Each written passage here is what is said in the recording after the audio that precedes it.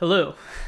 Today is the fourth of my songwriting and recording challenges that I've been doing, and I'm going to start doing them on the third Saturday of every month, so they should be kind of a steady schedule after this. For the last several years, since being introduced to the subject, have been really into quartal harmony. So this month, I decided to pose myself with the challenge of writing a song using only quartal chords. For the uninitiated, just a really quick rundown of what a quartal chord is. Regular harmony chords are built out of thirds. So if you had like a C major scale, C, D, E, F, G, A, B, C, you take C as your root, and then a third above that would be an E, and then another third above the E in the scale would be a G. So then you have, and that's a C major triad. And more complicated chords like seventh chords, ninth chords get built by stacking more thirds on top. A seventh chord, you add the B above the G. And then a ninth chord, you would add the D above the B. So I can't play that like closed voiced on a guitar, but here's like a voicing of it. A quartal chord is built out of fourths. So if we were to kind of take the same method, start from C and just build fourths on top of that, we'd have C, D, E, F, and then above that we'd have F, G, A, B. So this would kind of be like our root position, C quartal, whatever. And again, you can keep on going as far as you want, and it's got this really cool, weird, ambiguous, ethereal quality to it. So yeah, I thought it would be really cool to just see what kind of textures popped out if I tried to limit myself to using those to write a song. Here it is. White picket fences side by side, delineating perfect lies. Well, perfect in the sense that they aren't lies so much as theirs. And I saw those disguises in the nude. I crept down into your bedroom, a secret stash of darts and maps, designs that mean something only to you. I thought I heard Eve grow, I thought I heard her gears run cold. It all meant nothing in the end. Sometimes I still like to pretend the lies you draw with your own hands, like misread lines from my favorite band. Find crevices inside my mind to lay down and come redefined. In both cases there's a little light that's flickering. I found the wedge them in between you and the things you love. I can't pretend to understand how memories are shaped and where I step out on the other side.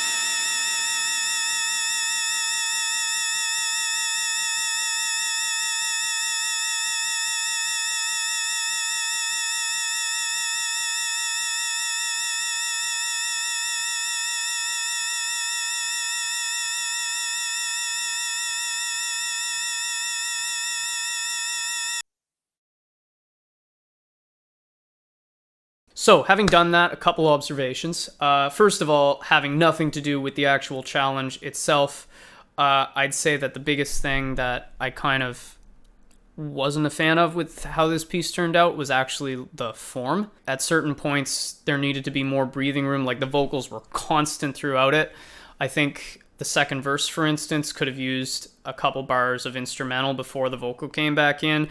I also don't know that I really like the bridge into the last chorus. I think there needed to be something else there to tie it together. It feels a little random and cobbled together, which it kind of was. I think that's just really the product of the fact that I just started jamming and recording this song as I wrote it, and then I wrote lyrics on top of it, and at no point did I really make any major edits. I think if I were to like carry this forward and put it on a record or something, I'd probably want to sit down with it and do a bit of adjustment in that.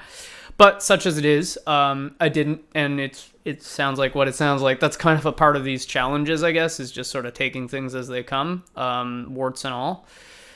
As far as the actual challenge itself, the quartal harmony part of it, I've got quite a few observations. First of all, I think the character, the really kind of weird, ethereal character that quartal harmony tends to have, did kind of shine through, but there's still, the way I wrote it, there's still very much an implied harmony that you could kind of embed in triads in this, which I guess is not necessarily that surprising. I think that in picking the chords and inversions that I did, I think that I really thought more than anything else about the bass note, and to a lesser extent the top note of each voicing.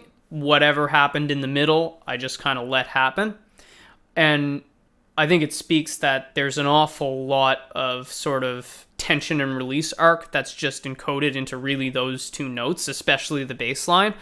So you can really interpret an awful lot of harmonic information just from nothing but a bass line, really, which is kind of cool. And I guess maybe not, it's not that original a thought, but I feel like it came in here where I don't have any real roadmap for how quartal chords relate to each other functionally. I have no theory of that in mind, so the bass line is kind of a natural place to draw from. So another key observation that I would make is that in quite a literal sense, when you voice things richly enough, the line between quartal harmony and triadic harmony blurs or maybe disappears completely, because if you add enough extensions, well, there's only 7 notes in a traditional diatonic scale. So take this quartal chord. Obviously, this doesn't really have much to do with any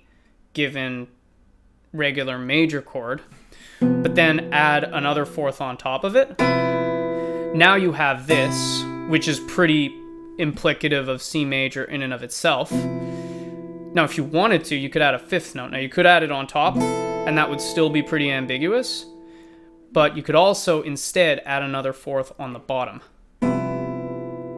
Now, if you do this, you've got a G, a C, and an E, plus a couple extras, which means you actually have a C major chord kind of embedded in this crazy 5-note quartal chord. And I used a lot of rich voicings in this song, and I also had the melody doing its own thing, and at certain points I actually had the guitar playing some series of stacked fourths on top of an unrelated series of stacked fourths in the keyboard, meaning if those are 2 3-note chords that have no common tones, then 6 of the 7 available notes are being played, which means there are going to be triads embedded in that. So I guess to a certain extent, if you voice things richly enough, different intervals through which you can build chords kind of start to lead to the same places, but just in kind of different ways with slightly different colors. They bring up different habits as well in terms of how you voice things, but really you could scratch out the same harmony from either one if you're willing to carpet bomb it with enough notes. And I think that's kind of an interesting idea in and of itself. It's like if you wrote with quartal harmony all the time, would you maybe come up with some stuff that really, would you be able to listen to harmony that's really triadic but really rich and reinterpreted as like quartal harmony that's carpet bombed with extensions?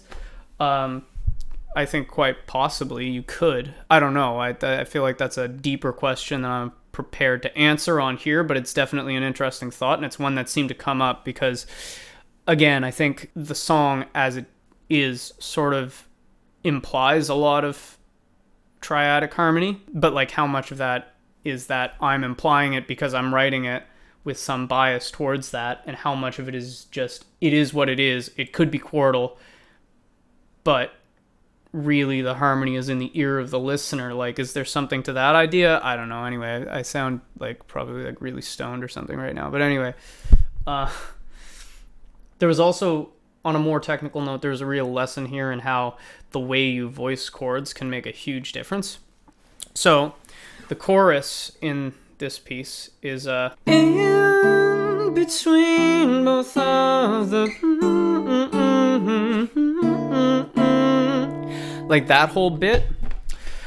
Now these chords here are stacked fifths, which is what happens when you invert a series of stacked fourths. So this chord played in like root quartal position sounds like this, and then this one, same thing, it's this.